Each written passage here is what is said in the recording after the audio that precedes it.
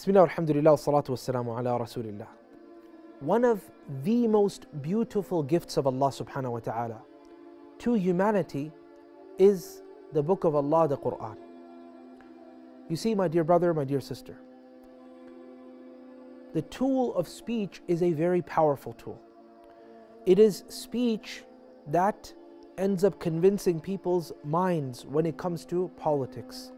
It is speech that ends up causing a person to be married to another and also to be divorced from another. It is speech that ends up changing the hearts of people, and it is speech that ends up dominating people and dominating societies, dominating cultures. It is the power of speech. It is through speech that the rich become richer because they're able to convince people. And it is through the lack of the ability to speak that the poor may remain poor at times because they may not be able to convince people into deals, into trade, and so on and so forth. Speech, my dear brothers and sisters, is one of the most powerful tools.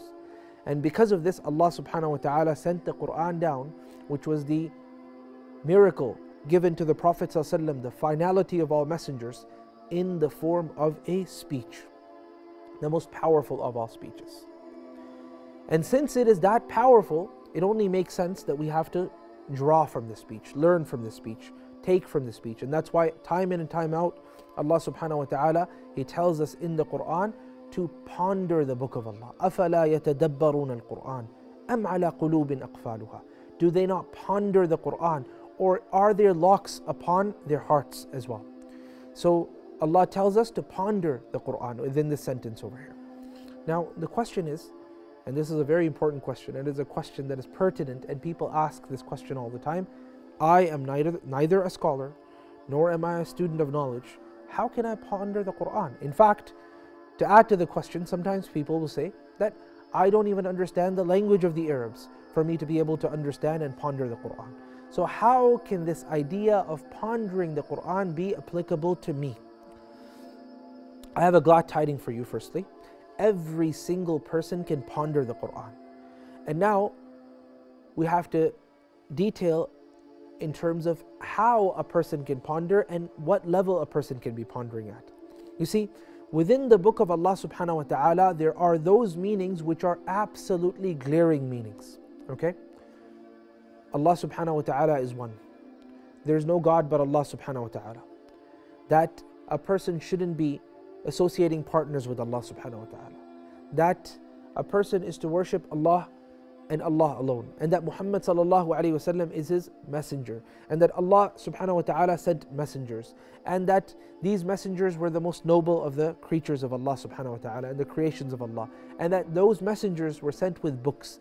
And that those messengers were sent to different nations, and that some of those nations obeyed Allah subhanahu wa ta'ala, or better yet, some people within those nations obeyed Allah subhanahu wa ta'ala. So Allah subhanahu wa ta'ala will reward these people who obeyed and rewarded these people who obeyed. And that among the people to whom the messengers were sent, some people disobeyed Allah subhanahu wa ta'ala, so Allah subhanahu wa ta'ala will punish these people and did punish these people as well. Such meanings are glaring meanings within the Quran that every single person who Allah has honored with an intellect can understand. So at that level, every single one of us can ponder the Quran, those glaring meanings that are within the book of Allah subhanahu wa ta'ala. You don't have to be an Arab to know this. You can even read the translations of the Quran and still be able to understand those glaring meanings. Then after the glaring meanings, there are meanings that are a bit more complicated, that are only known through the language of the Arabs. And that can only be recognized to a person who studied.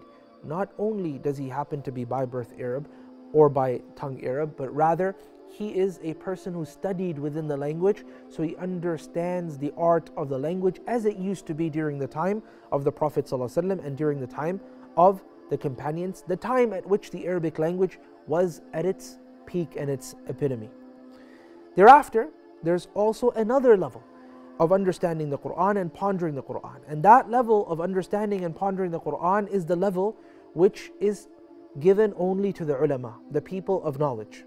This is because they are the ones that also understand the Quran along with the Sunnah as well, so they understand the Quran within the light of the Sunnah. They are the ones who know what happens to be abrogated and what is not abrogated.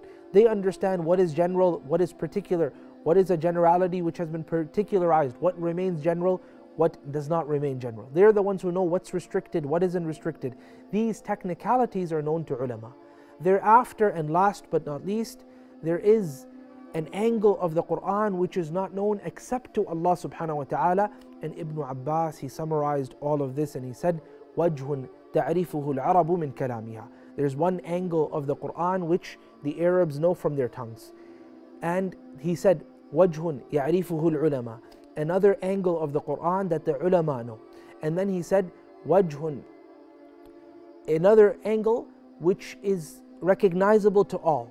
And last but not least, another angle, استأثر الله بعلمه. Allah Azza wa Jal chose to keep this knowledge to Himself. So within the capacity of the basics of the Quran, every single one of us can ponder, and every single one of us has been asked by Allah subhanahu wa ta'ala to ponder the Quran. So take a moment now, pick up the book of Allah subhanahu wa ta'ala, read and ponder. Wa sallallahu ala sayyidina Muhammadin wa ala alihi wa sahbihi ajma'in.